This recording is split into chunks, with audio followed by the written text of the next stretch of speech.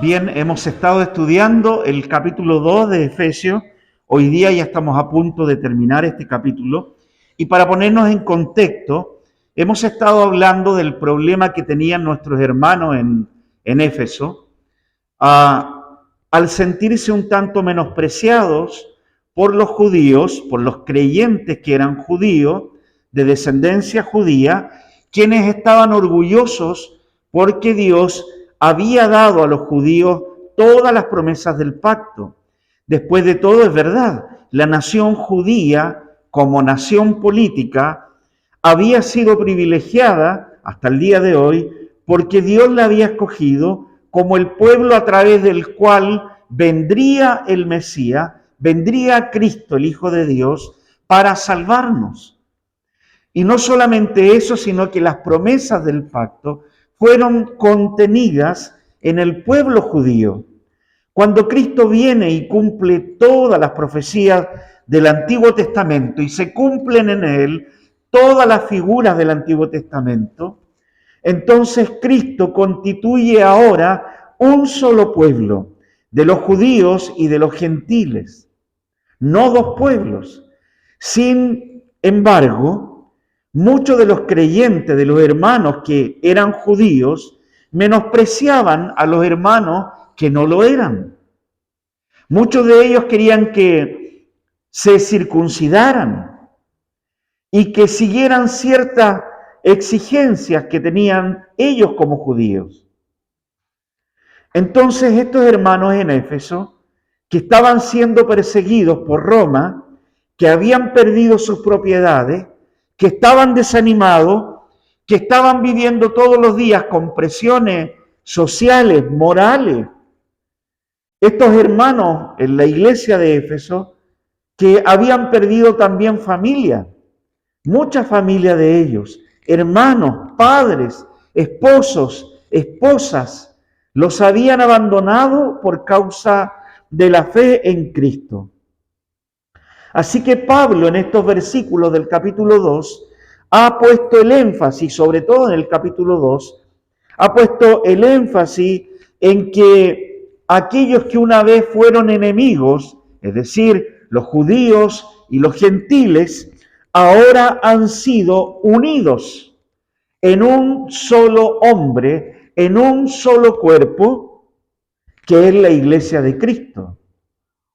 Este es el énfasis de todo el capítulo 2.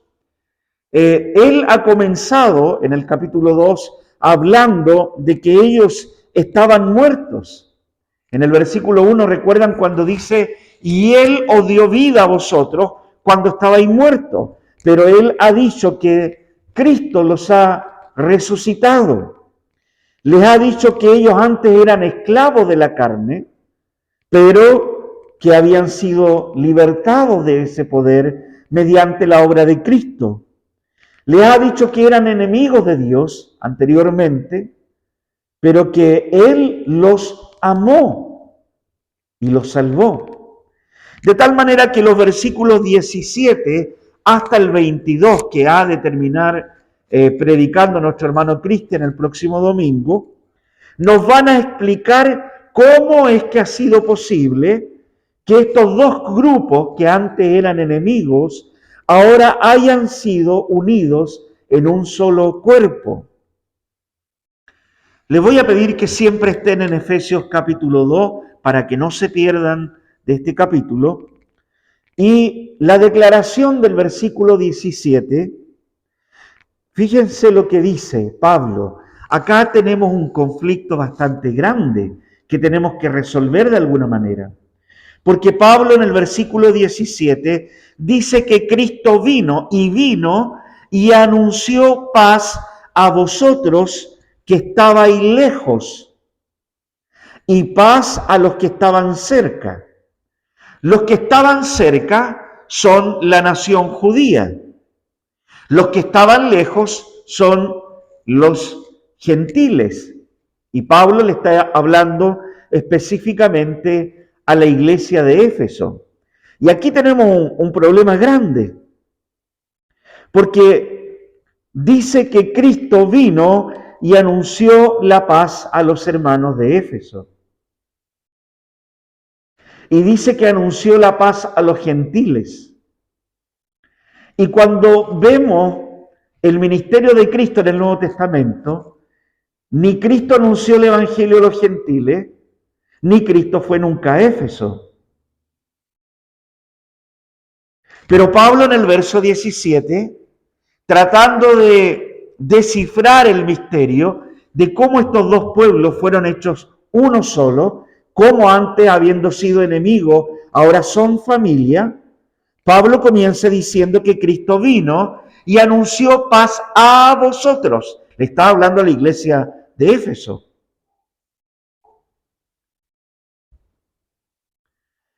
Entonces nos preguntamos qué ha querido decir Pablo cuando dijo que Jesús había venido y anunciado la paz a los que estaban lejos, a ellos en Éfeso.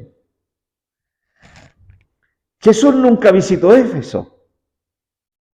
Y aún así Pablo declara que Jesús predicó el evangelio de paz a los efesios.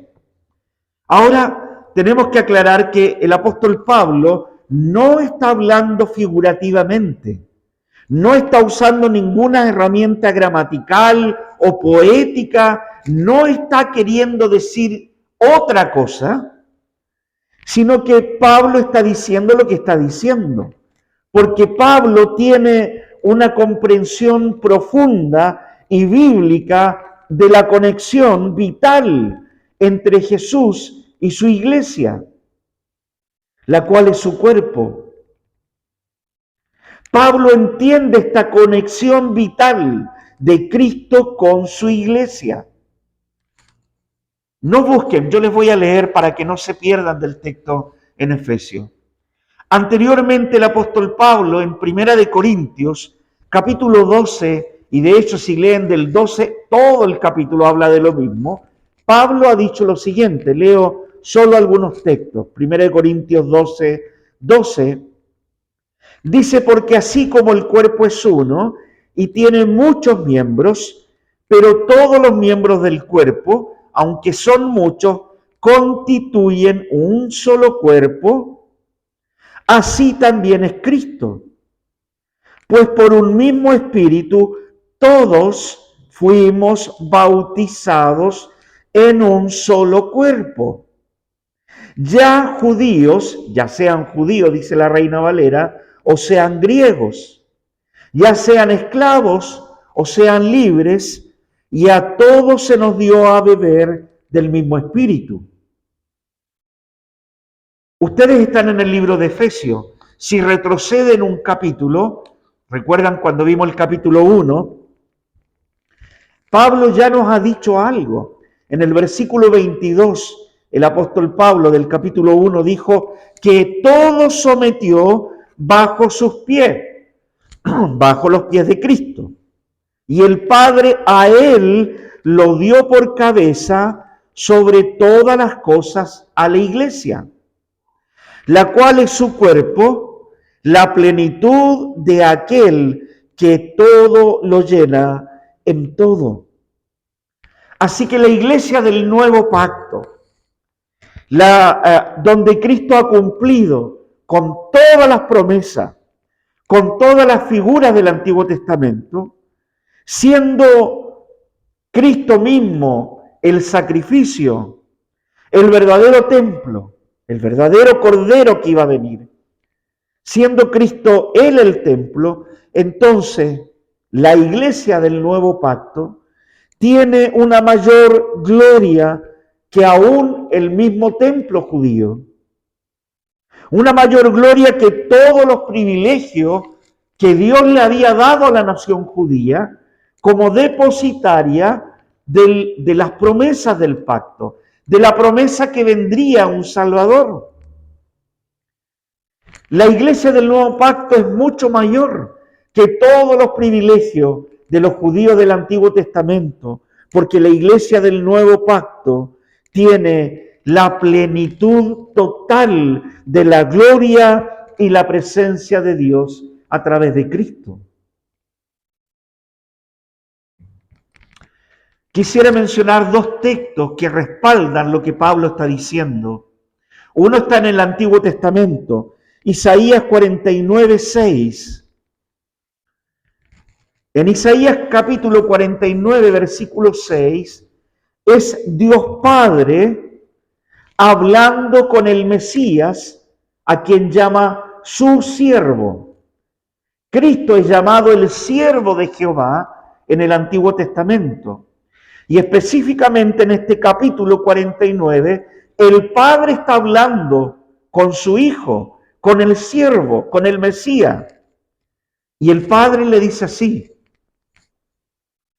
poco es para mí que tú seas mi siervo, para levantar las tribus de Jacob y para que restaures el remanente de Israel. Y a continuación dice: también te di por luz de las naciones, no solamente de Israel. El Padre le dice al Mesías, le dice a su Hijo, la segunda persona de la Trinidad, Cristo, antes de encarnarse, le dice: también te di, Hijo, por luz a las naciones, para que seas mi salvación hasta lo postrero de la tierra. Y recordarán cuando Cristo, antes de regresar al cielo, mandata a sus discípulos y les dice: id por todo el mundo y predicad el evangelio a toda criatura, sin dejar de tener en mente Isaías 49:6, donde el Padre le ha dicho esto al Hijo. Ahora quiero que escuchen lo que Pablo y Bernabé predican en Antioquía de Pisidia, en Hechos capítulo 13, versículo 47. Hechos 13, 47. Ellos dicen así al predicar en Antioquía: porque así nos ha mandado el Señor, diciendo: te he puesto para luz de las naciones, de los gentiles, a fin de que seas para salvación hasta lo último de la tierra. Mientras que en Isaías capítulo 49, el Señor del pacto, Dios, le habla a su siervo el Mesías, aquí en Hechos capítulo 17, Pablo y Bernabé se aplican a ellos mismos las palabras de Isaías, se las aplican a ellos como embajadores de Dios, como embajadores de Cristo. Y en el verso 48 de Hechos capítulo 13 dice: los gentiles, oyendo esto, se regocijaban y glorificaban la palabra del Señor, y creyeron todos los que estaban ordenados para vida eterna. Ahora la pregunta acá es: ¿se equivocaron Pablo y Bernabé al no entender Isaías capítulo 49 y al haberlo aplicado a ellos? Y la respuesta es no. Pablo comprendió que así como un cuerpo está inseparablemente unido a su cabeza, así la iglesia está inseparablemente unida a su cabeza, a su cuerpo, a la iglesia, al cuerpo que es Cristo mismo. La iglesia está inseparablemente unida a su cabeza, que es Cristo. Así que sí, predicó Jesucristo en Éfeso. ¿Qué pasa con este texto? En Efesios capítulo 2, 17, cuando Pablo dice que él vino y predicó, les predicó a vosotros, los que estabais lejos, le dice Pablo a los hermanos de Éfeso. Así que nos preguntamos, ¿Jesucristo le predicó a la iglesia de Éfeso? Y la respuesta es sí.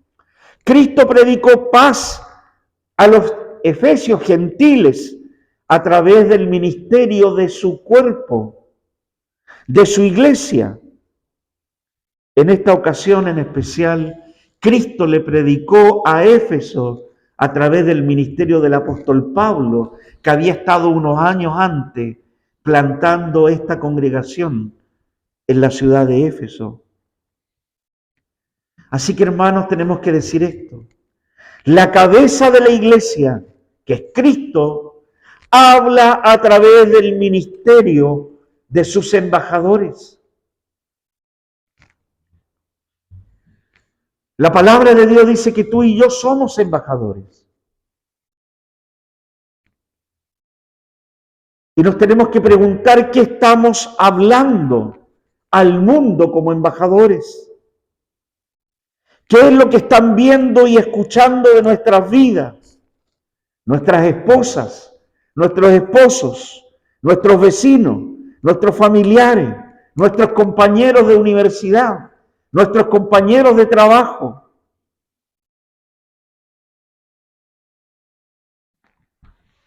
Pablo dice que la cabeza de la iglesia, ahora resucitada y exaltada a la diestra de Dios Padre, esparce su evangelio a través de la vida y el testimonio de su iglesia, de tu vida, de mi vida, de nuestros testimonios.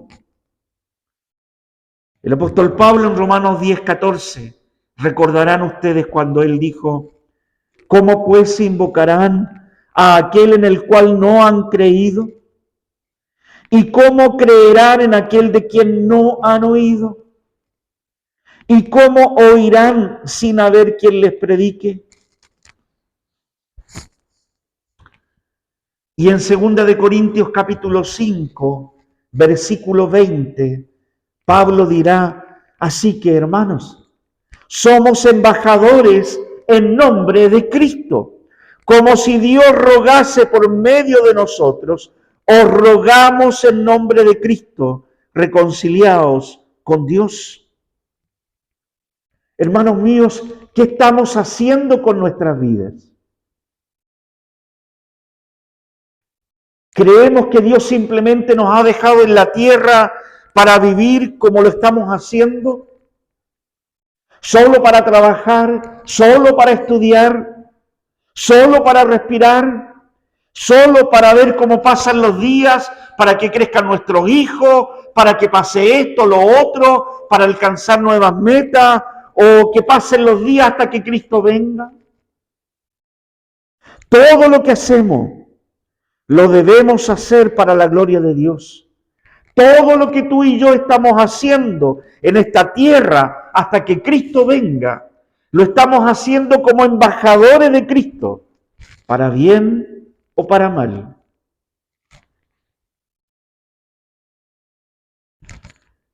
Lo que Pablo está diciendo es que tu vida y la mía son una extensión de Cristo mismo.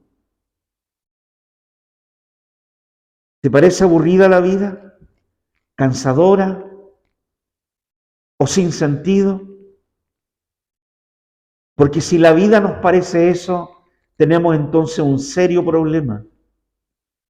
Porque el sentido de nuestras vidas es Cristo mismo. ¿Recuerdan el texto que acabamos de leer? Cuando Pablo dice: os rogamos en nombre de Cristo, reconciliaos con Dios. Ese es el mensaje que Pablo predica en Corinto. En nombre de Cristo, como embajador de Cristo, os rogamos.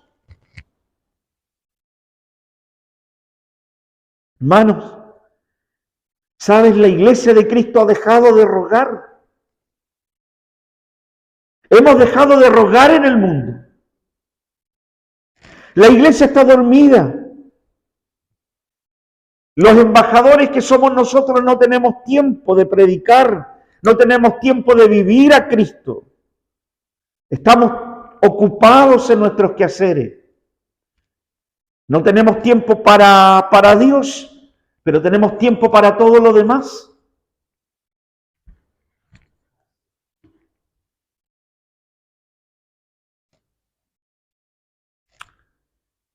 En 2 de Corintios 4:5, Pablo dice: porque no nos predicamos a nosotros mismos, sino a Jesucristo como Señor, y a nosotros como vuestros siervos por amor de Jesús. Volvemos a Efesios capítulo 2, donde estamos, verso 17.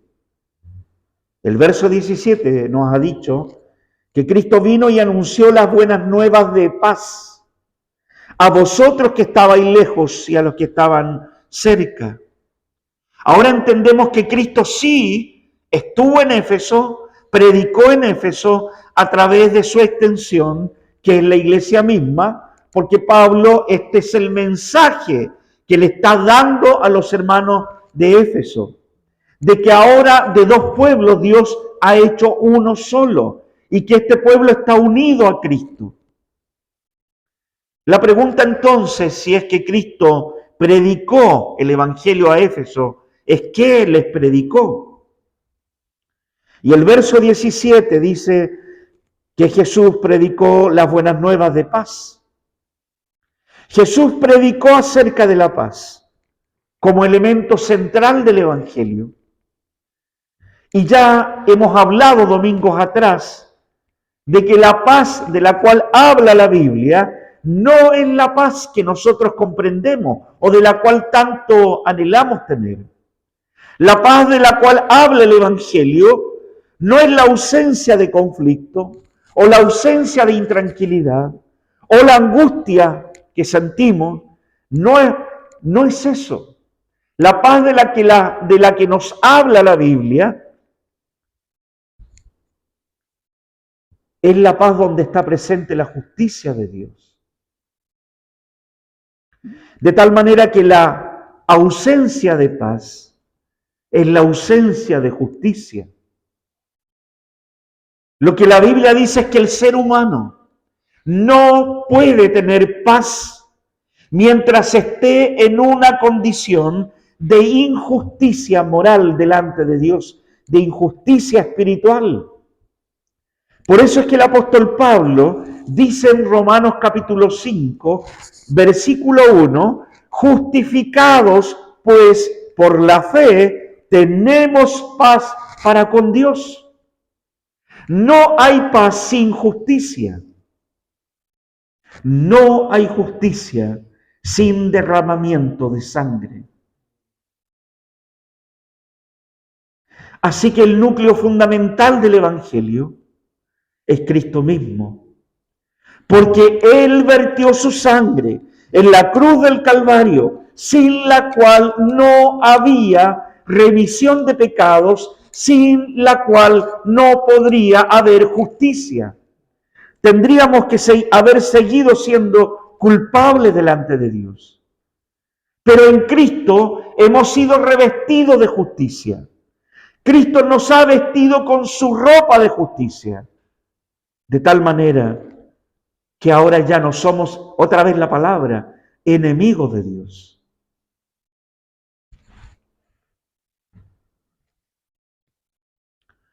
Así que no tener a Cristo es no tener paz. Si tienes a Cristo pero no tienes paz, es otra historia. Porque aquel que no tiene a Cristo no puede tener paz. Pero luego nosotros, si tenemos a Cristo y no tenemos paz, es porque hay pecado en nuestra vida que está dañando nuestra relación con Él. Por eso el apóstol Juan dice en 1 de Juan 1:9, que si confesamos nuestros pecados, Él es fiel y ¿qué? Justo, para perdonarnos y limpiarnos de toda maldad. En el versículo 14, un poco antes, en el capítulo 2 de Efesios, Pablo ya había dicho algo. ¿Se acuerdan? Él dice, porque Él es nuestra paz, que de ambos pueblos hizo uno, derribando la pared intermedia de separación. Cristo mismo es nuestra paz. Así que llegamos ahora al verso 18. Efesios 2:18. Porque por medio de Él, los unos y los otros, los unos los judíos y los otros los gentiles, tenemos entrada por un mismo espíritu al Padre. Es decir, hemos sido hechos uno. Notemos algo, hermanos míos. Notemos que tanto los que estaban cerca, los judíos, como los que estaban lejos, necesitaban tener paz con Dios. Es aquí uno de los problemas de los judíos. Los judíos se creían con tantos privilegios externos, que ellos tenían el templo, que ellos habían sido escogidos por Dios, que ellos tenían las promesas, todo eso. Estaban tan orgullosos de eso que no habían comprendido que necesitaban ser salvos. Que ser miembros de Israel como nación no los salvaba.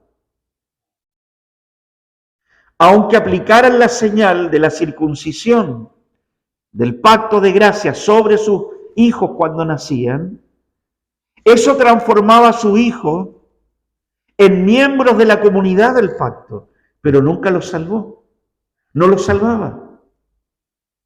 De la misma manera como hoy cuando bautizamos a nuestro hijo y aplicamos la señal del nuevo pacto, no salva a nuestros hijos. Ellos necesitan ser salvados, necesitan comprender el Evangelio.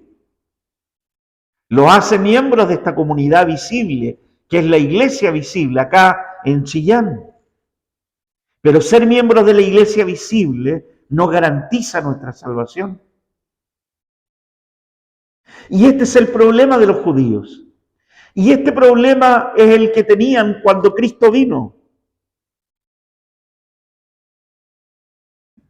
Pablo ve el orgullo de la nación judía. Y si ustedes recuerdan cuando han leído el libro de Romanos, comprenderán el dolor que tenía Pablo, porque Pablo era un judío y él veía esta realidad en su propia nación y le dolía. Mire Romanos capítulo 9. En Romanos capítulo 9 el apóstol Pablo dice, versículo 1, verdad digo en Cristo, no miento. Y mi conciencia me da testimonio en el Espíritu Santo, que tengo gran tristeza y continuo dolor en mi corazón, porque desearía yo mismo ser anatema, separado de Cristo, por amor a mis hermanos, los que son mis parientes según la carne, los judíos, que son israelitas. Y mire lo que menciona a continuación. Es de lo que se enorgullecían ellos, de los cuales son la adopción, la gloria del templo, la presencia, la Shekinah, el pacto, la promulgación de la ley con Moisés, el culto y las promesas del pacto, de quienes son los patriarcas y de los cuales según la carne vino Cristo, el cual es Dios sobre todas las cosas, bendito por los siglos, amén. Pero en el capítulo 10, él continúa y revela cuál es el dolor que oculta en su corazón. Y cuando pasamos al capítulo 10, en el verso 1, Pablo dice, hermano, ciertamente el anhelo de mi corazón y mi oración a Dios por Israel es que es por salvación. Concluyo. Ambos pueblos necesitaban tener paz con Dios, los judíos y los gentiles, y para ambos la única respuesta fue Cristo. De tal manera que Cristo ha unido a ambos pueblos como un solo nuevo hombre, como un solo pueblo, como una sola iglesia. Dentro de nuestra teología reformada, esto es lo que creemos. Creemos en un solo plan, en un solo Dios, en un solo mediador, en un solo pueblo, no dos pueblos, no los judíos y la iglesia, un solo pueblo, un solo Salvador, un solo reino, un solo rey, una sola iglesia. Y en el nuevo pacto, cuando Cristo vino y cumplió en él toda la figura del Antiguo Testamento, del Antiguo Pacto, Dios ha incluido en él a judíos y gentiles. Pablo en el libro de Romanos lo dice de otra manera, para que los gentiles, ahora por el otro lado, para que nosotros los gentiles no estemos orgullosos y digamos, los judíos son orgullosos porque ellos se creen de más. Bueno, Pablo dice, ustedes tampoco se crean mucho. Porque el árbol original de las promesas del pacto es el árbol son los judíos. De ellos viene la salvación. Y ustedes los gentiles, dice Pablo, han sido injertados en ese árbol. Es un solo árbol, no dos árboles. Así que ahora todos judíos y gentiles somos una sola familia. Porque en Abraham se prometió la bendición, no para la familia de Israel. El pacto de Dios con Abraham, el pacto de gracia, fue un pacto de Dios con todas las naciones de la tierra, no con Israel.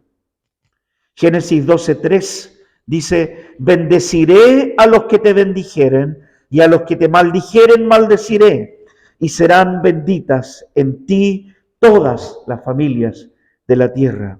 Hermanos, somos la gran familia de Dios. Podemos sacar al menos 3 grandes verdades para nosotros del texto que hemos leído hoy día. Primero, somos una familia.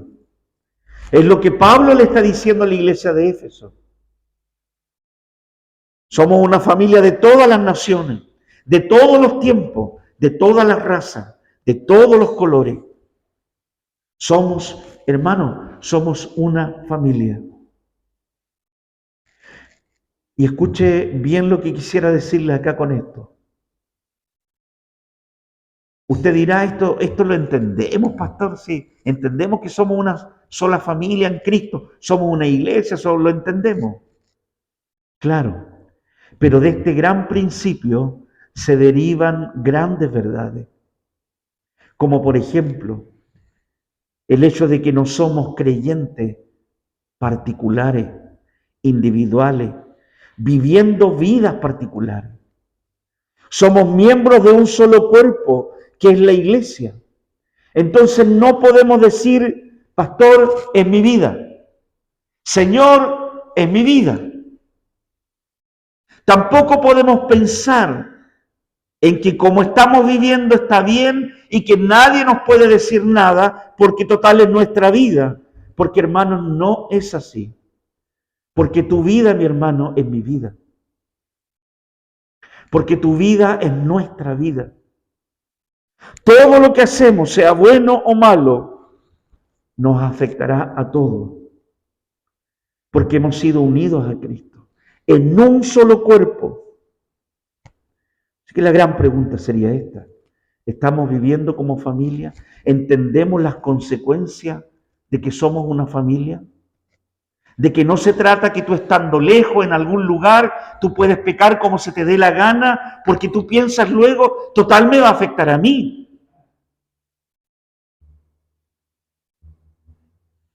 Porque no te va a afectar a ti. Hermana, hermano, tu pecado me va a afectar a mí también. Y va a afectar al hermano que tienes al lado. Y aunque tú no lo creas, puede afectar a hermanos que ni siquiera conoces.